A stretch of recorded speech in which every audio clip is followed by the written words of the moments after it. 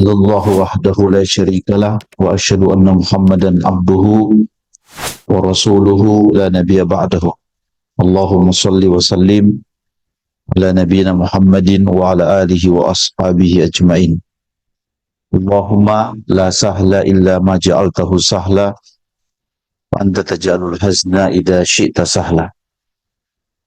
Bapak-bapak dan ibu-ibu sekalian,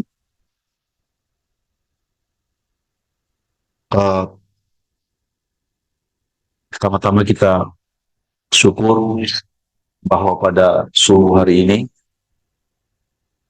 kita semua insya Allah dalam keadaan sehat, dipertemukan dalam waktu-waktu yang berkah. Yang pertama, subuh hari ini kita berada di Syuhada, salah satu bagian tanah yang Allah paling sukai. Nabi bersabda, ahabbul biladi ilallahi masajiduha.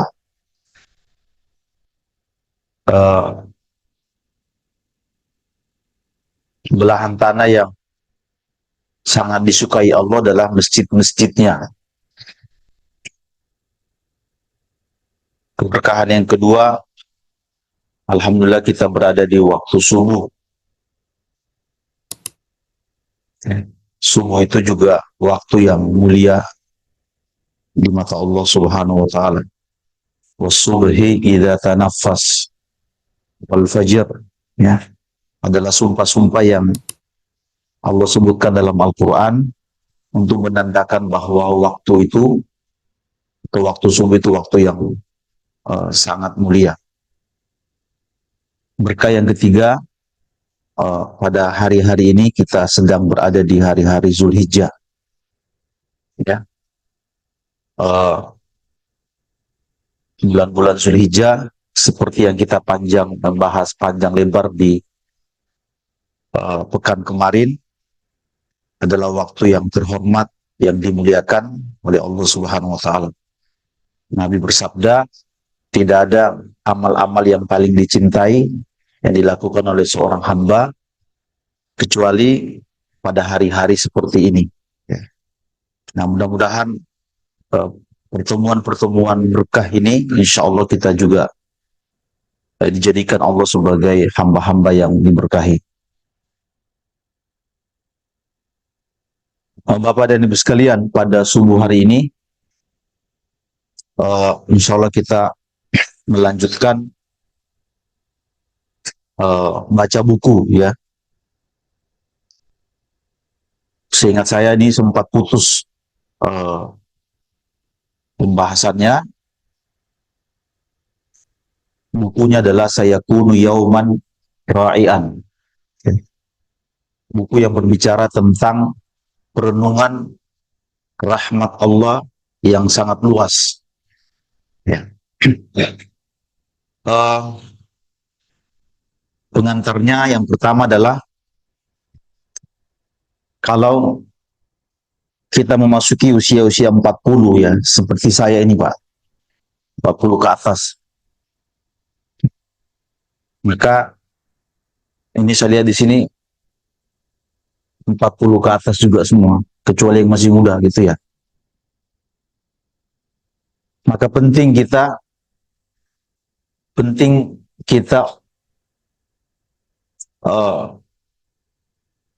memberatkan yang namanya berharap, ya, daripada takut, ya. Kita harus lebih menguatkan kata ar-roja'nya daripada al-khawf, karena tidak jarang sering kita ketemukan teman-teman kita yang sudah berusia tapi bawaannya takut terus, ya. Nah, bagaimana cara membangunnya? Saya kira dengan membaca buku-buku yang seperti ini. Yang kedua, wawasan kita tentang azab Allah itu harus dibarengi dengan wawasan kita tentang rahmat Allah, ya. Banyak orang yang di kepalanya itu kalau dengar hari kiamat itu bawaannya siksa, ya, akan diginikan, akan digitukan. Uh, Padahal juga kita harus imbangi bahwa kehidupan kita ini sebenarnya dipenuhi dengan rahmat Allah Subhanahu wa taala, dan buku ini berbicara tentang rahmat Allah semenjak manusia lahir, ya, sampai kalau dia seorang mukmin, rahmat Allah itu tidak pernah berhenti sampai dia masuk surga. Jadi dibuntutin terus. Saya kira wawasan-wawasan seperti ini juga perlu kita hadirkan, ya. Yang ketiga, pengantar ketiga, Bapak dan Ibu sekalian, buku-buku seperti ini tentu, ya, uh, tidak cocok dibaca oleh orang-orang yang kerjanya setiap hari, oh, apa namanya, melakukan maksiat, dosa, seterusnya. Misalnya ada seorang perampok, kita bawakan buku ini, gitu ya. Dia nanti terlena dengan rahmat Allah. Atau seorang yang setiap hari ke diskotik, udah rahmat Allah luas, teruskan. Bukan begitu, ya. Kata penulis, buku ini sangat cocok dibaca oleh orang-orang yang sudah punya iman, punya tauhid, punya akidah, dan berusaha untuk memperbaiki diri dengan amal-amal itu. Kapan-kapan dia tergelincir, nah, buku seperti ini cocok. Jadi orang, makanya kan sudah bagus dibaca oleh teman-teman atau seperti jamaah syuhada ini. Nah, beberapa waktu lalu saya mereview sedikit supaya nyambung, ya. Seingat saya sebulan yang lalu, karena sempat putus, ya. Kita sudah pernah membahas tentang kedalaman makna kata ghafur dan kata ghafar, bahwa Allah itu memaafkan kesalahan sampai berkali-kali. Ya, jika ada seorang hamba yang berdosa, dosanya ditumpuk sampai mendekati dinding langit, Allah siap memaafkan. Ya. Yang kedua, waktu itu pernah kita membahas panjang lebar tentang tangisan para nabi. Bahwa para nabi itu rata-rata pernah mengeluhkan, mengadukan masing-masing umatnya kepada Allah, dan giliran Nabi Muhammad justru dia merisaukan tentang umatnya. Ya, kata Allah, wahai Nabi, saya tidak akan mengecewakanmu untuk perkara umatmu. Ya. Kemudian yang ketiga, waktu itu kita pernah berbicara tentang rahmat Allah yang pernah hampir mengenai Fir'aun. Saking kencangnya rahmat itu, kalau tidak ditahan oleh Jibril. Nah, saya kira Bapak yang ikut waktu kita sudah jelaskan panjang lebar. Kemudian juga waktu itu kita pernah membacakan hadis tentang laki-laki yang sudah membunuh 100 orang, ya. Dia belum beramal, bahkan niat pun tidak ada, tapi dia berhak mendapatkan atau diperlakukan oleh malaikat rahmat. Kemudian juga kita sudah berbicara tentang laki-laki yang bolak-balik di surga, ya, hanya pernah menyingkirkan sebuah pohon yang tumbang di jalan, oleh Allah dipersilakan dia bolak-balik menikmati surga. Kemudian juga kita sudah sampaikan tentang wanita yang menggendong, menemukan anaknya yang hilang, oleh Nabi ditawarkan supaya anak itu boleh tidak dimasukkan ke neraka. Hanya kata Nabi, Allah itu lebih sayang kepada kalian daripada sayangnya ibu itu kepada anaknya.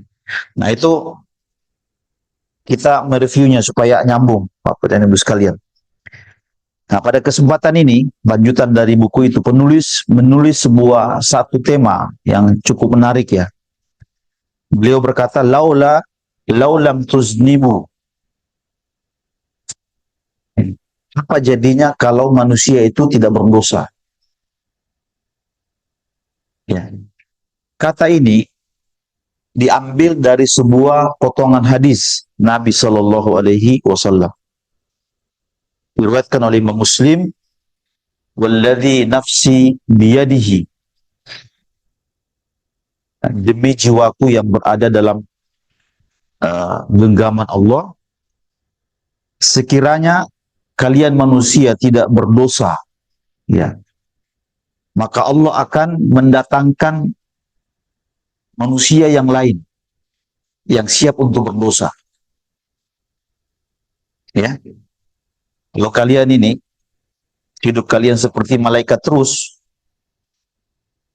nanti Allah akan musnahkan kalian, didatangkan manusia-manusia baru yang mau berdosa. Kira-kira begitu.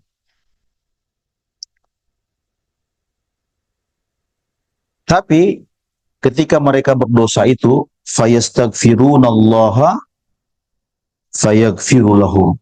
Setelah mereka berdosa, mereka kemudian beristighfar. Ya, dengan sebab itulah Allah kemudian mengampuni dosa-dosa mereka. Nah, menarik hadis ini, Bapak dan Ibu sekalian, bukan berarti Allah senang ya kita melakukan dosa. Hadis ini pantas dibaca oleh orang-orang yang imannya sudah berusaha, imannya baik, tauhidnya baik, amal solehnya baik, tapi satu waktu dia tergelincir. Entah mulutnya tergelincir, entah fisiknya tergelincir. Dia merasa sangat menyesal. Kalau menyesal hampir stres. Ya. Kata Allah tidak begitu. Ya. Nah, penulis ini menarik ya. Padahal ketika Allah menciptakan kita, Bapak dan Ibu sekalian, dalam waktu yang bersamaan kita itu dikasih syahwat. Coba perhatikan ayat ini ya. Zuyyina lin-nasi hubbus syahwat. Ya. Manusia itu diberi hiasan atau dihiasi bagi manusia itu untuk cinta kepada syahwat. Ada selera, ada keinginan. Ya, jadi keinginan itu adalah seni. Nah, kepada siapa kita disuruh bersyahwat? Kepada siapa syahwat itu ada berseninya? Minan nisa. Kepada wanita. Jadi kalau kita baca ayat-ayat ini baik-baik ya, sebenarnya seorang laki-laki yang senang kepada perempuan itu, dia sebenarnya punya jiwa seni. Ya. Dia punya, jangan dibilang kelainan. Kita orang biasanya kalau suka perempuan itu dibilang kelainan kan. Al-Quran mengatakan dia punya seni. Ya. Allah menyebutkan kenapa wanita itu disebutkan lafaz pertama dalam syahwat kita. Karena itu faktanya memang begitu. Ya. Nabi pernah berkata begini, saya itu dibuat suka kepada 3 hal. Saya Nabi itu ya, dibuat suka kepada 3. Yang pertama, saya suka dengan wangi-wangian. Ya. Suka dengan wangi-wangian. Makanya mungkin kita hampir sepakat ya, kalau produksi wangi-wangian itu banyak di Saudi ya. Mungkin mereka belajar dari sini. Yang kedua, saya dianugerahkan untuk suka kepada wanita. Apa kita berani bilang Nabi kelainan? Ya, Nabi sedang menjalankan zuyyina lin-nasi hubbus syahawatu minan nisa. Ya, buktinya dari sini kita lihat bagaimana Nabi itu punya istri lebih dari satu. Ya,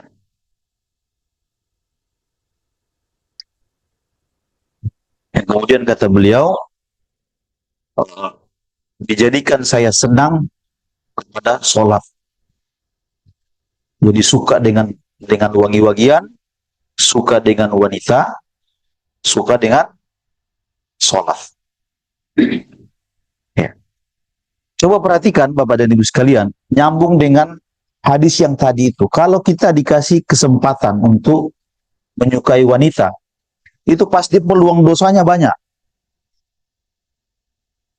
Peluang dosanya sangat banyak. Betapa banyak orang yang suka dengan wanita itu, kasusnya banyak. Kasus perselingkuhan, kasus berzina, kasus dia bisa korupsi, macam-macam itu kan gara-gara ada wanita. Betapa banyak orang yang mengambil kekuasaan itu kadang-kadang faktornya wanita. Tapi di hadis itu tadi mengatakan, kalau kalian tidak berdosa, ya kan, Allah akan mendatangkan kaum yang baik. Tapi memang peluang dari situ tadi ada. Itu analisa penulis yang menyambungkan, kok bisa ya kisah itu dikasih syahwat, tapi di waktu yang lain kita, kata Allah, salah. Kira-kira begitu. Salah satu hikmahnya adalah supaya bab pengampunan Allah itu terpenuhi. Bagaimana Allah akan memfungsikan pengampunannya kalau tidak ada yang berdosa?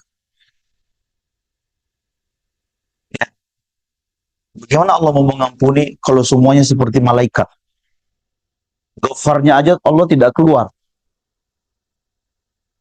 Seperti orang yang jago nih kan, bilang-bilang dia terus jago gitu. Tapi nggak ada peristiwa-peristiwa yang membuktikan ada kebakaran, ada maling, baru kelihatan jagonya. Kira-kira, walaupun tidak seperti tapi mirip-mirip, bahwa kadang-kadang butuh pembuktian. Kemudian, wal banina, kalian dijadikan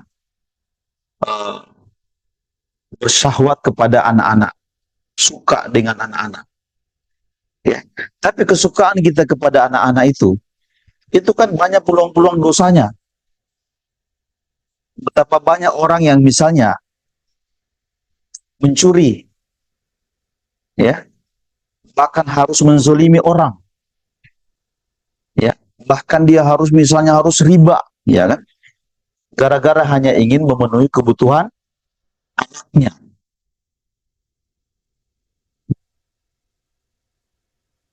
Perhatikan Bapak dan Ibu sekalian.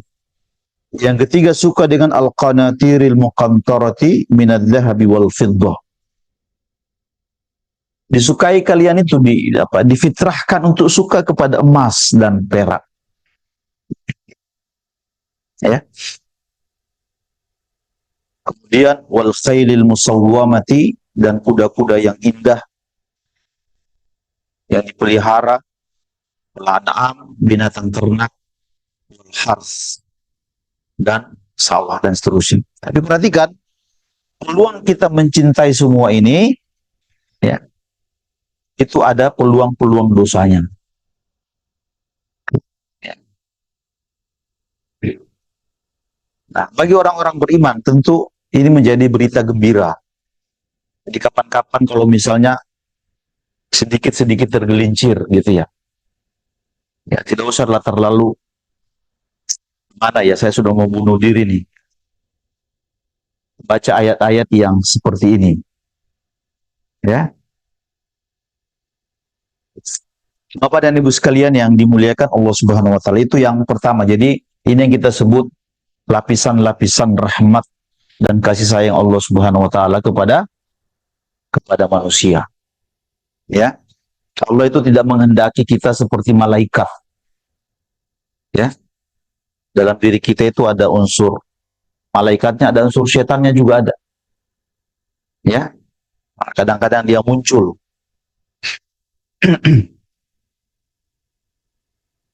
Yang berikutnya, Bapak dan Ibu sekalian, menulis satu tema, ya, Beliau mengatakan hattal ghadarat wal fajarat.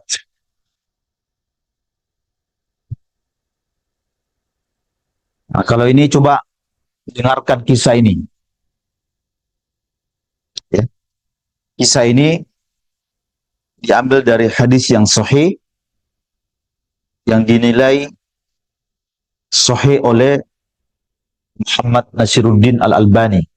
Syekh Nasiruddin Al-Albani, beliau punya kitab namanya Sahihul Targhib. Ya, hadis-hadis yang mengumpulkan tentang motivasi, tapi ditakhrij hadisnya. Dan beliau mengatakan hadis ini sahih. Ya, kalau Bapak bilang hadis sahih, tentu bukan berarti uh, apa ya? Orang sering mengatakan, saya sering edit buku ya. Kalau di hadis sahih dia katakan hadis benar. Ya. Hadis dhaif dia bilang hadis lemah. Padahal dalam mustalahul hadis ya Bapak dan Ibu sekalian, kalau semua hadis dikatakan sahih itu tidak sekedar benar artinya. Ya. Tapi ada 5 syarat hadis itu disebut sahih. Kapan-kapan kita sampaikan karena bukan tempatnya, gitu ya. Bapak dan Ibu sekalian yang dimuliakan Allah Subhanahu wa taala. Atan Nabiyya sallallahu alaihi wasallam syaikhun kabir. Suatu hari ada seorang laki-laki tua yang mendatangi Nabi sallallahu alaihi wasallam. Kata syekh itu dalam bahasa Arab ya, kadang-kadang artinya bisa pedagang, bisa saudagar. Para orang yang punya ilmu agama juga disebut syekh. Tapi biasanya rata-rata syekh itu orang yang sudah berumur dan berusia. Nah, di sini banyak syekh ini. Ya, banyak syekh. Artinya orang yang uh, kalau di zaman Nabi itu mungkin yang sudah putih rambutnya, berjenggot putih, pakai baju panjang, kadang-kadang pakai tongkat. Nah, itu syekh.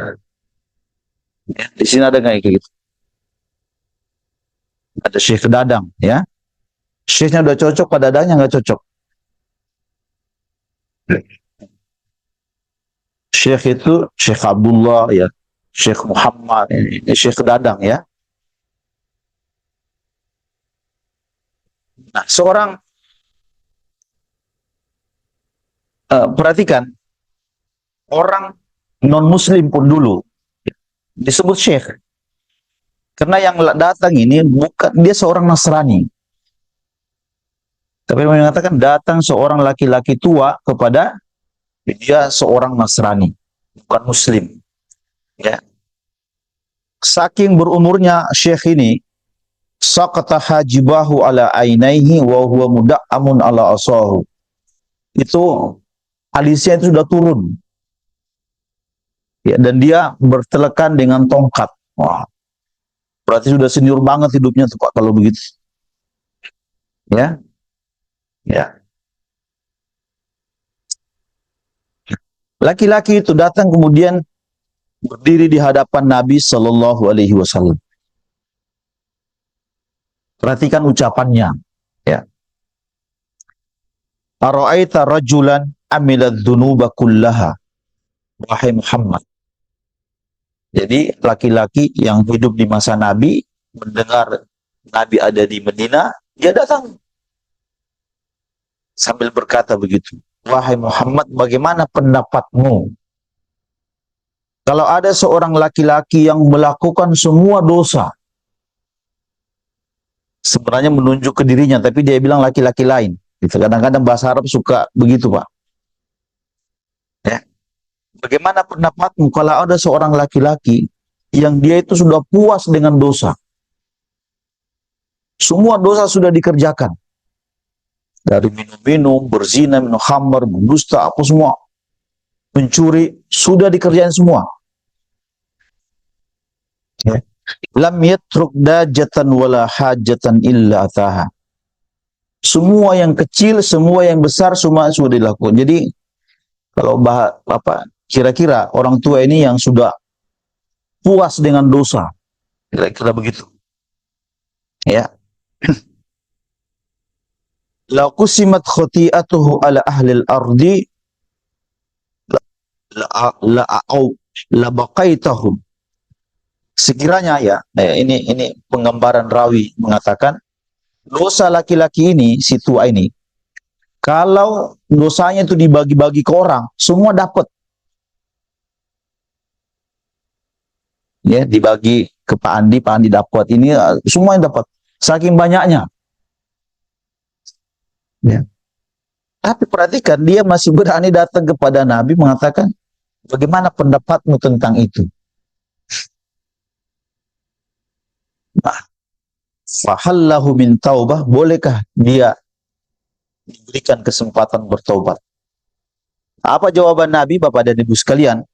Ya. Hal aslamta. Apakah kau sudah masuk Islam? Ya, berarti dari sini kita mengerti bahwa laki-laki ini dia beragama non-muslim, entah Yahudi atau Nasrani. Setelah itu, ya, dia berkata, asyhadu an la ilaha illallah wa annaka rasulullah. Sekarang saya mau bersaksi bahwa tidak ada ilah yang berhak diibadahi kecuali Allah dan engkau adalah utusan. Setelah itu kata Nabi, taf'alul khairata wa tatrukus sayyi'at. Mulai hari detik ini, tinggalkan yang buruk-buruk tadi itu. Sudah puluhan tahun kau kerjakan, berhenti. Dan mulailah melakukan kebaikan-kebaikan. Ya. Nah, ini yang menarik ya. Bunyi hadis ini, fayaj'alahunnallahu ta'ala laka khairat. Ya. Allah akan menjadikan untukmu kebaikan-kebaikan, atau Allah akan menggantikan yang buruk-buruk tadi itu menjadi kebaikan. Kan kita pernah baca surat Al-Furqan itu, Pak, ya. Yubaddilullahu sayyi'atihim hasanat. Allah akan menggantikan keburukan-keburukan dia menjadi kebaikan. Perlu kita pahami, bukan berarti yang dulu zina jadi sedekah gitu, enggak. Ya.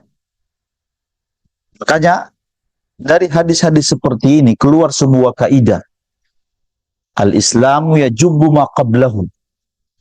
Kalau seseorang sudah masuk Islam, ya, yang dosa-dosa yang sebelumnya itu dianggap hak terhapus oleh keimanan dia, ketauhidan dia. Bukankah yang seperti ini adalah rahmat Allah yang luas? Jadi seseorang itu adalah cerita tentang masa depan, bukan memperbesar-besarkan masa lalu. Ya. Jadi perjalanan seorang manusia itu adalah cerita tentang masa depan, bukan membesar-besarkan masa lalu. Itu penting. Kadang-kadang kita ini kan, kita korek banget tuh aib-aibnya tuh. Kalau kita sudah ketemu bahannya, udah goreng-goreng, akhirnya orang itu tidak pede dengan keislamannya. Bapak dan Ibu sekalian yang dimuliakan Allah Subhanahu wa taala. Kata hadis ini, saya kira siapapun yang, coba kita bayangkan ya, kita laki-laki tua yang bertemu dengan Nabi, apa yang kita rasakan setelah itu, Pak? Dengar berita, ya, seperti itu. Saya kira mungkin ada yang lompat-lompat. Tapi kalau riwayat ini mengatakan, laki-laki itu berkata, Allahu Akbar. Allahu Akbar. Kemudian dia ambil tongkatnya, dia jalan, padahal dia sudah tersiok-siok, ya, hatta tawara anil anzor, dia terburu-buru sampai ditelan tikungan. Ya, dia ditelan oleh tikungan. Tidak ada artinya cepat sekali dia menghilang. Kenapa dia menghilang? Karena mendapatkan suatu berita yang dia tidak temukan dari orang lain. Kita kalau gembira kadang-kadang begitu Pak, kita suka senyum-senyum di tempat yang sepi. Kadang-kadang juga sendiri di depan cermin dengan ekspresi kita kan, tidak ada orang. Saya mau gembira. Butuh waktu untuk menyendiri mendapatkan berita gembira ini. Ya, jadi seperti itu lapisan-lapisan rahmat Allah Subhanahu wa Ta'ala. Nah, coba kita berkata begini, kita ini kan ya mudah-mudahan tidak seperti laki-laki tua itu, ya, yang kalau kesalahannya dibagi-bagi ke orang semua dapat jatah. Yang ada kadang-kadang di kita itu orang Islam, ya, saking banyaknya kebaikan orang itu dibagi-bagi ke orang dapat semua, iya kan? Masa rahmat Allah, pengampunan Allah tidak ada untuk hal-hal yang seperti itu. Nah, itu kan namanya logika terbalik. Ya, teman-teman semua di sini, ya, insya Allah sudah banyak tuh kebaikannya. Ya. Mulai detik ini diundur ke belakang itu banyak sekali. Ya. Kalau Bapak hidup misalnya 50 tahun, ya, tahun-tahun 15 dari kecil sudah berpuasa. Sudah dari kecil sudah diajarin orang tua sholat, sampai hari ini masih sholat. Sudah berapa kali haji, sudah berapa kali umroh, sudah berapa kali ngaji, ya, sudah berapa kali melakukan. Habis waktunya dalam Islam sampai dia beruban. Masa yang begitu tidak ada rahmat Allah Subhanahu wa Ta'ala. Nah, ini perlu menghadirkan bahwa berharap hal-hal yang seperti itu jauh lebih hebat, ya, daripada menghadirkan rasa takut. Ya, bukan berarti tidak ada takut-takutnya, ada. Tapi berharap itu harus lebih berat. Bagaimana cara memberatkannya kalau wawasan kita tentang rahmat Allah itu juga ada. Ya.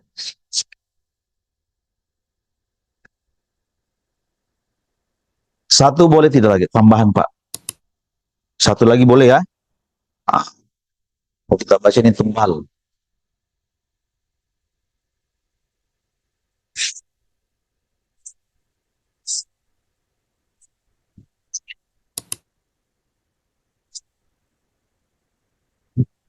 Bapak dan Ibu sekalian yang dimuliakan Allah Subhanahu wa Ta'ala,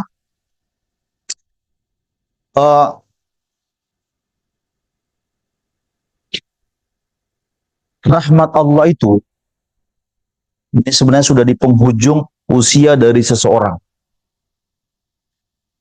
Rahmat Allah itu akan dikasih pada saat-saat seorang muslim, ya, hendak meninggal dunia dan tidak lama setelah dia meninggal dunia. Ya, penulis membahasakan dengan wada'ut thayyibin, disambut pisah dengan hal-hal yang menyenangkan. Nah, penulis memberikan satu logika begini Pak, coba Bapak dengan saya. Logikanya begini, kalau Bapak nih, ada anak kita lah sudah lama tinggal di rumah, kapan-kapan dia mau kuliah ke kota lain atau ke luar negeri, ya, pada hari mau berpisah itu dia disiapkan barangnya, diberikan kata-kata indah, kemudian dicium keningnya, dia pergi. Bagaimana perasaan dia? Sangat senang.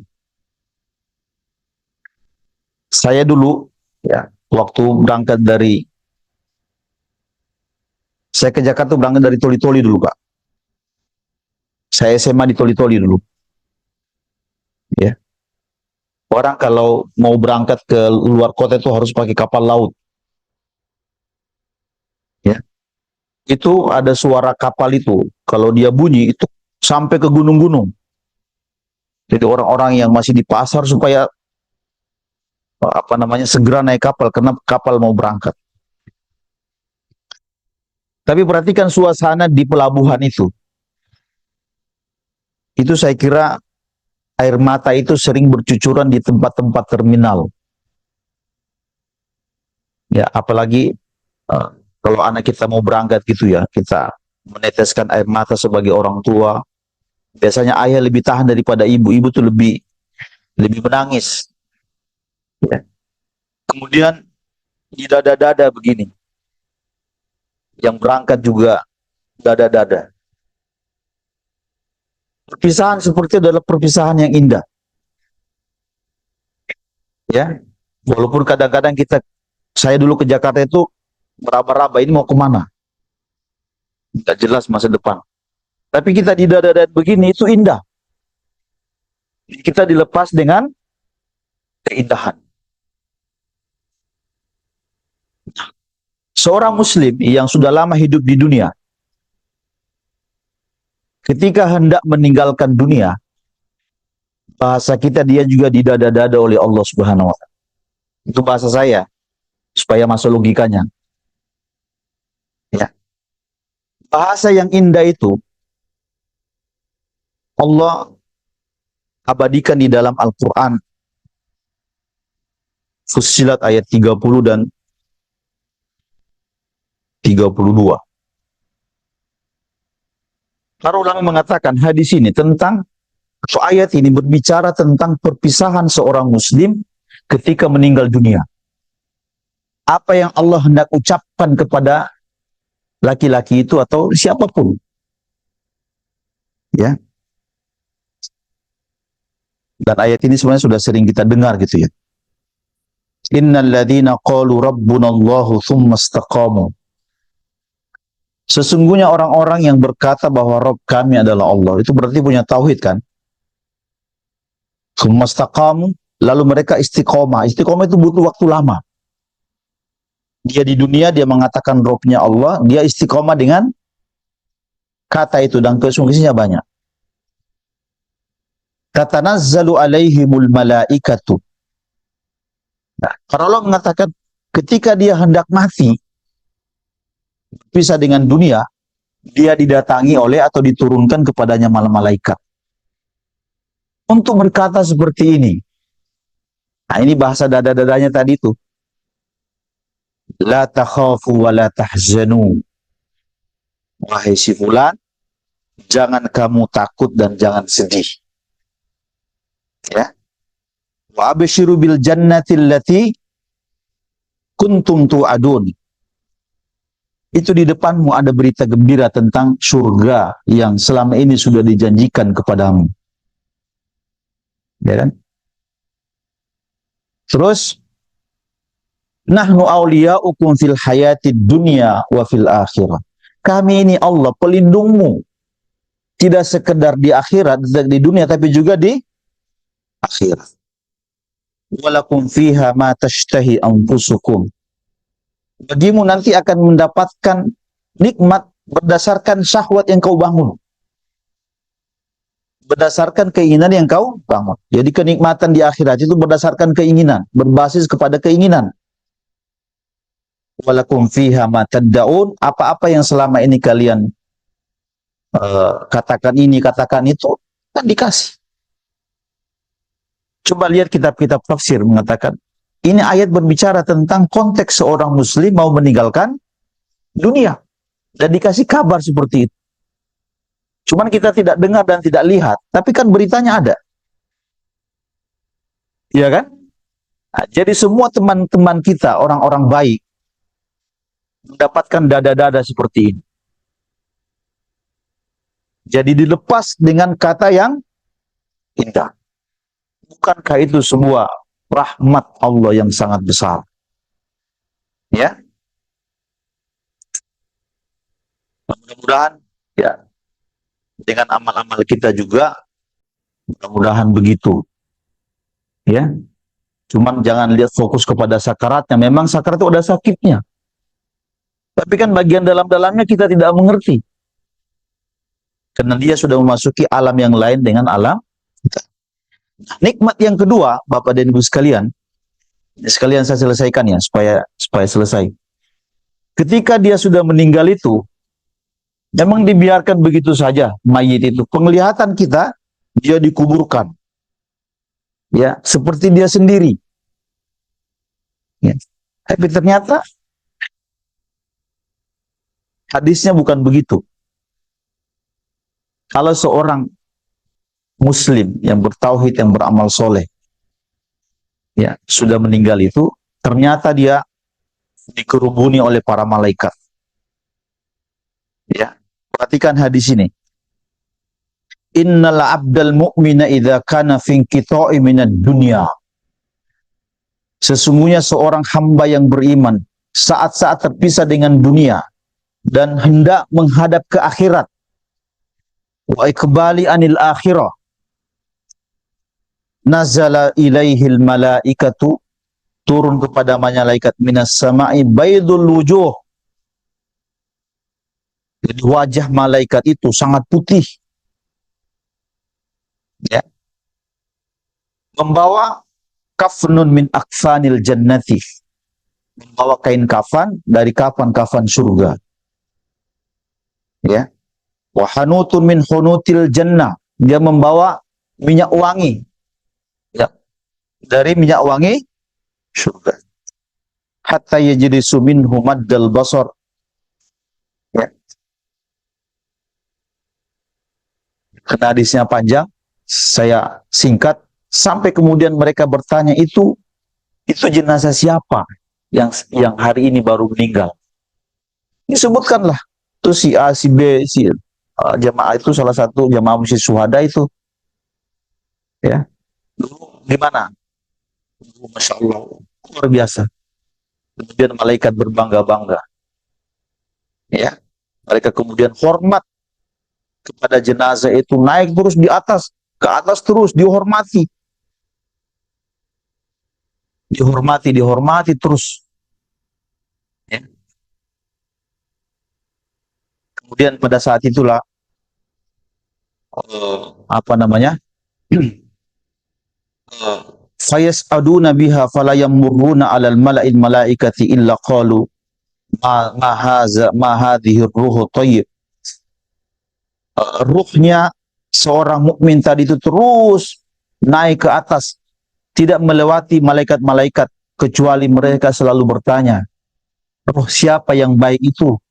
Roh siapa yang baik itu? Itu Fulan bin Fulan. Mereka panggil roh itu dengan nama-nama yang paling baik, yang paling dia suka. Si hamba Allah, si dermawan, si ini dan si itu. Ya, si Fulan dulu, seterusnya. Kemudian ditempatkan rohnya di Illiyin. Pada saat nanti dia hendak ditanya oleh malaikat, udah kata Allah, kembalikan dulu rohnya ke kuburannya itu untuk ditanya. Ya. Mungkin kita bertanya, berarti bisa hidup lagi dong? Enggak, dia berada di alam yang lain. Kalau gampang tuh cabut, masukin roh, naikin lagi ke atas. Baca hadis itu pakai dimensi 8. Kalau satu nggak nyambung. Ya. Bapak dan Ibu sekalian, berita-berita seperti ini semestinya dari cara kita berpikir sebagai seorang muslim untuk membangun rahmat Allah Subhanahu wa taala di kepala kita.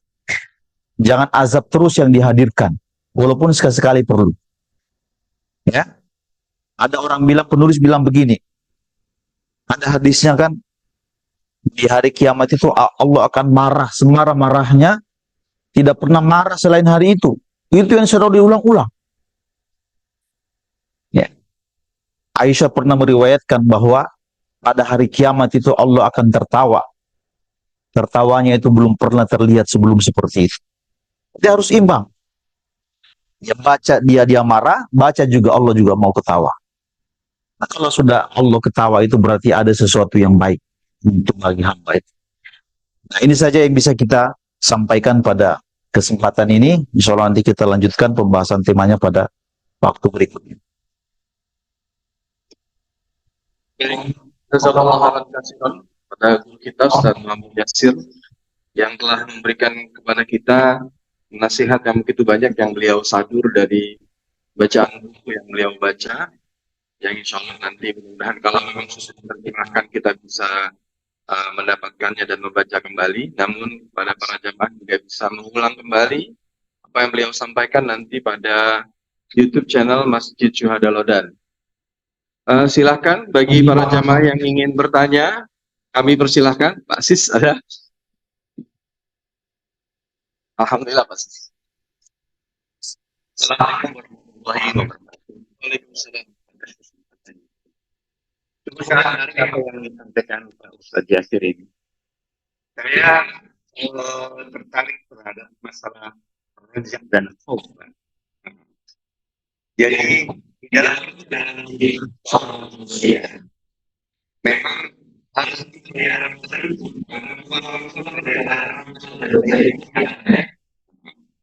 makanya tanpa itu banyak orang-orang yang sudah tidak muda lagi karena mereka pasti mempunyai harapan supaya dapat pahala.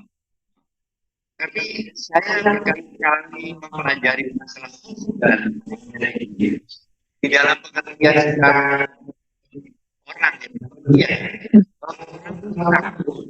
Islam biasanya siap.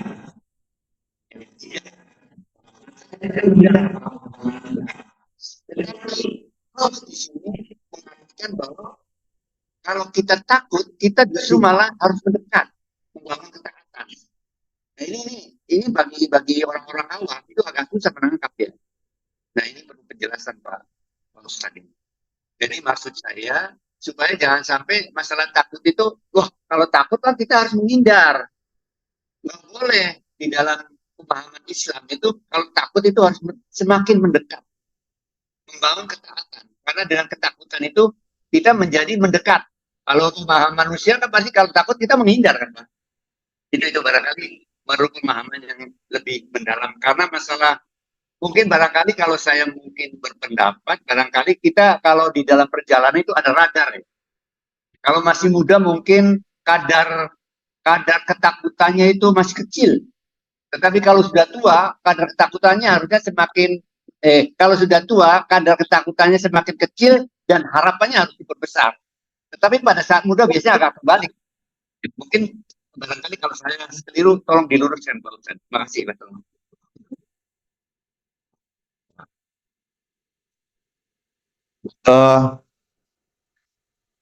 Saya kalau ini suka menjawab dengan cerita-cerita supaya nyambung itu ya. Ada beberapa komentar. Yang pertama, Bapak kalau masuk ke syuhada, gitu ya. Mungkin jarang orang perhatikan. Itu ada doa yang dibaca di depan, ditaruh di depan pintu itu Pak. Nanti kalau Bapak keluar lihat. Ya. Doa itu adalah Allahumma ftah abwaba rahmatika. Ya. Ya Allah, saya mau masuk masjid ini. Mudah-mudahan Engkau membuka semua pintu-pintu kasih sayang. Kalau kita resapi doa yang pendek itu, kita akan masuk ke sebuah tempat yang baik, bertemu dengan teman-teman baik, ya. Dan kita diminta atau meminta kepada Allah buka semua bab-bab rahmatmu kepada saya. Ya. Orang kalau sudah disayang sama Allah, itu kan hitungan matematikanya sudah tidak ada lagi. Ya kan? Seperti kita sayang sama anak. Kadang-kadang dia melakukan hal kecil, tapi kita ngasihin hadiah di luar dugaan dia. Anak nih suruh beli gorengan, nasi uduk. Saking senangnya kita, dia mau merespon kita. Kata kita gini, besok kamu bisa umroh. Bayangin, beli nasi uduk, hadiahnya. Masuk akal tidak begitu Pak? Masuk akal. Ya. Kita ini dalam hidup ini bukan butuh hitung-hitungan, butuh hukum keberkahan. hukum rahmat yang kita pentingkan. Kalau sholat ini kan hitungannya terbatas. 25, 27. Ya. Tapi ada di luar jumlah nominal yang melampaui itu yang kita butuhkan, itu namanya rahmat. Ya.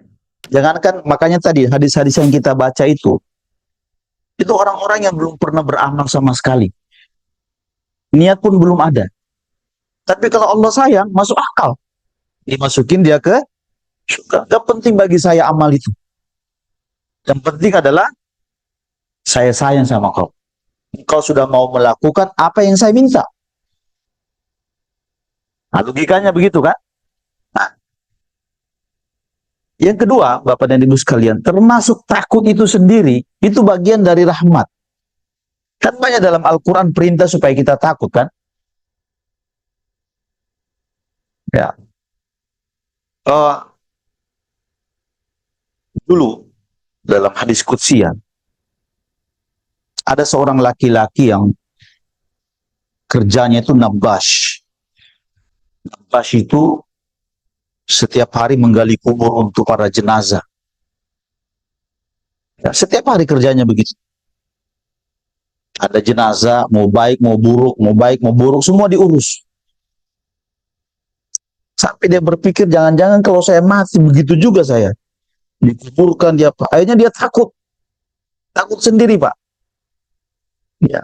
Dulu orang-orang itu bagus takutnya ya. Sekarang orang main-main layang-layang di atas kuburan gak ada takut-takutnya. Saking takutnya, Nabash ini, pada ibu sekalian, dia buat wasiat. Dia buat wasiat kepada keluarganya. Dia tulis. Isi wasiatnya adalah, nanti kalau saya meninggal, jangan dikuburkan seperti jenazah-jenazah yang saya sudah kuburkan. Tapi mohon jenazah saya dibakar. Setelah dibakar, dibuang ke laut supaya jejak saya hilang. Berarti kan dia melakukan itu gara-gara takut. Kata Bapak tadi suruh menghindar. Memang begitu logikanya kan? Takut itu cari jalan. Apalagi kalau ditagih-tagih utang kan, itu kita keliaran kemana-mana tuh. Nah, datanglah hari penghisaban. Ada salah satu hadis yang menggambarkan tentang berita masa depan tapi didahulukan. Ya. Allah ingin bertanya kepada hamba ini, wahai si fulan, untuk apa semua ini kau lakukan? Untuk apa? Nyapin orang bakar-bakar begini tuh. Kira-kira bahasanya begitu loh. Ya kan? Kata si hamba itu, ya Rabb, aku melakukan ini gara-gara makhafatan. Saya lakukan karena takut kepada Anda. Ya. Karena takut, kata Allah, gara-gara kau takut itu saya maafkan. Ya. Gara-gara kau takut itu saya, jadi takut sendiri yang ada dalam diri kita itu kita harus pelihara. Ya. Supaya dia menjadi tenaga untuk melakukan. Karena itu salah satu dorongan yang bisa membuat kita beramal itu karena ada rasa takut. Ya kan? Makanya siksa dalam Al-Quran sering diulang-ulang. Tujuannya supaya kita ada takut. Karena ada tipikal manusia itu yang mau beribadah kalau ditakut-takuti. Ya kan? Seperti cerita seorang raja. Ya, dia itu zolim. Zolim sekali. Dinasihati nggak mempan. Ya, suatu waktu dia sakit keras. Panggil semua tabib. Ya.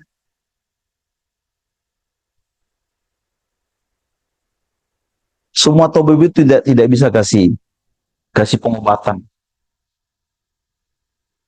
Raja mendengar ada satu tabib di kampung yang lain tapi otaknya miring. Tabib itu dipanggil.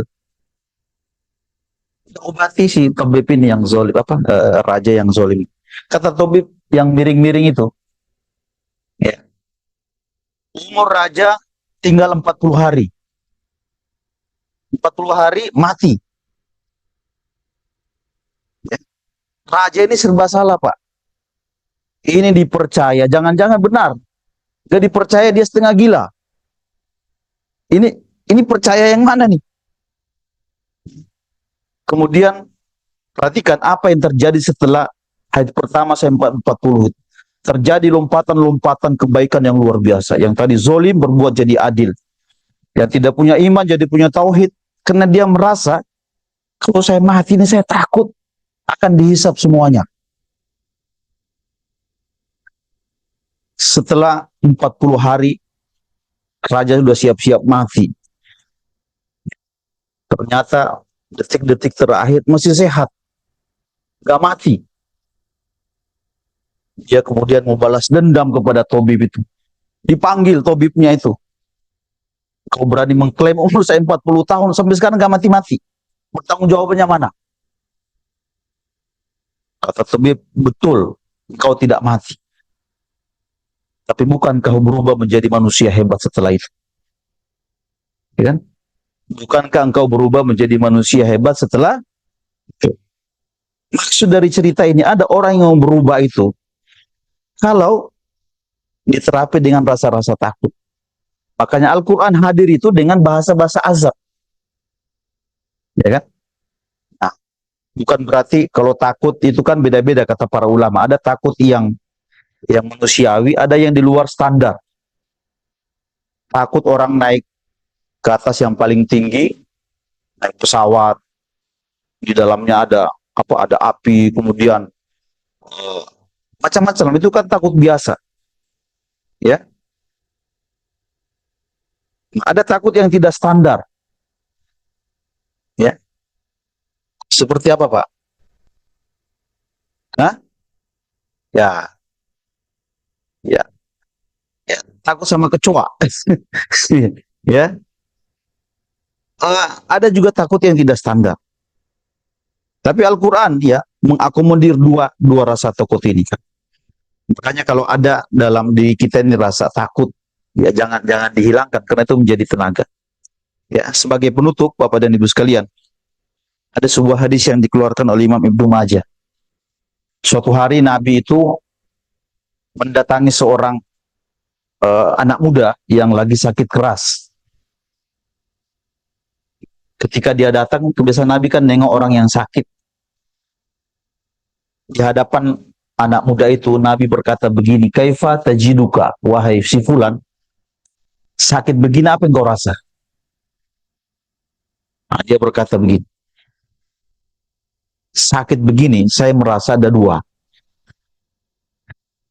Saya berharap bahwa saya sudah punya pahala.